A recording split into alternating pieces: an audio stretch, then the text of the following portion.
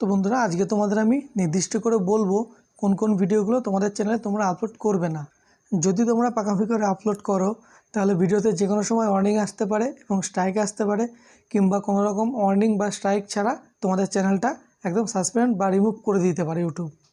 তো অবশ্যই ধৈর্য ধরে তোমাদেরকে এই ভিডিওটা শেষ পর্যন্ত দেখতে হবে। তো যেসব ভিডিও তোমাদের চ্যানেলে আপলোড করবে না তার প্রথম ক্যাটাগরিতে আমি এই ভিডিওটা রেখেছি যে কপিরাইট ভিডিও।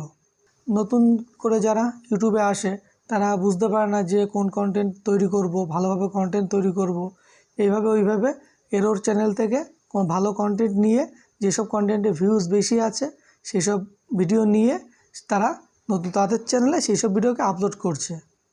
সেই ভিডিওটাকে ভেঙে চুরে ভালোভাবে সুন্দর করে এডিট করে তার চ্যানেলে আপলোড করছে। আর তার ফলে কী হচ্ছে, অরিজিনাল যে ভিডিওর মালিক আছে তার কাছে পৌঁছে যাচ্ছে কপিরাইট ম্যাচ তুলে যে তার ভিডিও কেউ একজনা আপলোড করেছে। তো যখনই তার ম্যাচ তুলে কপিরাইট ম্যাচ তুলে চলে যাবে যে তার ভিডিও কেউ আপলোড করেছে, তখনই সেই মালিকটা একটা ক্লিক করে কিন্তু তোমার চ্যানেলকে স্ট্রাইক দিয়ে দিতে পারে। তো নতুন করে যারা ইউটিউবে চ্যানেল করে তাদের ক্ষেত্রে বলছি, তাদের এই কন্টেন্টগুলো যখন আপলোড করে এইভাবেই তাদের চ্যানেলগুলো সাসপেন্ড হয়ে যায়।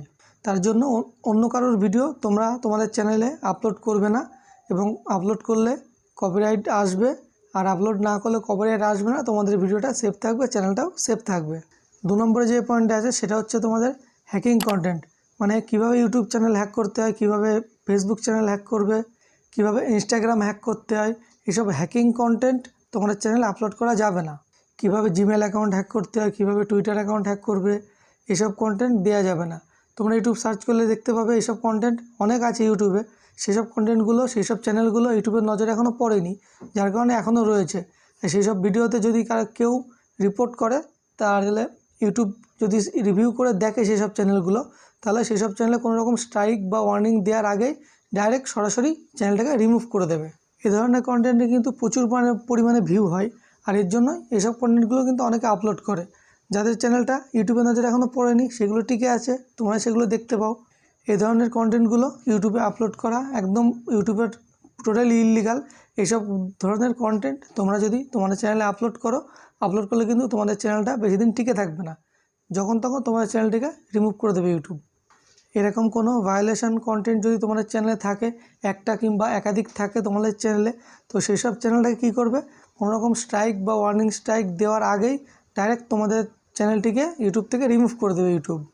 তার জন্য ইউটিউবকে কোনো রকম ভায়োলেশন করা যাবে না, এসব কোনো রকম কন্টেন্ট আপলোড করা যাবে না। সবথেকে মারাত্মক সিরিয়াস কন্টেন্ট হচ্ছে এই হ্যাকিং কন্টেন্ট, এসব কন্টেন্ট আপলোড করা কোনো মতেই যাবে না। তোমাদের আরও একটা কথা বলে দিই, টাইটেল, ট্যাগ, ডেসক্রিপশন এইসব জায়গায় কোনো রকম এই কিওয়ার্ডটা, হ্যাকিং কিওয়ার্ডটা ব্যবহার করা যাবে না। 3 নম্বরে যে পয়েন্টটা আছে এটা হচ্ছে ক্র্যাক অথবা মুড ভিডিও আপলোড করা যাবে না। যেমন ধরো পাওয়ার ডিরেক্টর কিংবা তোমাদের কাইন মাস্টার, এপিকে মুড, এইসব ধরনের কোনো ভিডিও আপলোড করা যাবে না। তো আমরা অনেকেই জানি এইসব মানে কাইন মাস্টার হোক কিংবা এইসব অ্যাপ্লিকেশন হোক, এইসব অ্যাপ্লিকেশন দিয়ে ভিডিও এডিট করলে ওয়াটারমার্ক থেকেই যায়।